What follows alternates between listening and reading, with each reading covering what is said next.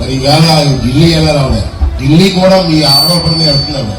ఒక మంచి రోజు, ఒక మంచి మనుషుల మధ్యలో ఈ కార్యక్రమానికి ఇక్కడికి రావడం నిజంగా నా పూర్వజన్మ సుకృతి కింద భావిస్తూ ఈ రోజు ఈ కార్యక్రమానికి నన్ను ఇక్కడ ఒక సోదరి వల్ల ఆహ్వానించడమే కాకుండా నాకు ఎప్పుడు నర్సీపట్నం వచ్చినా కూడా నా పుట్టినరోజుకి వచ్చిన ఆనందం కలుగుతుంది. ఎందుకంటే అయ్యన పాత్రుడు గారు సోదరి గారు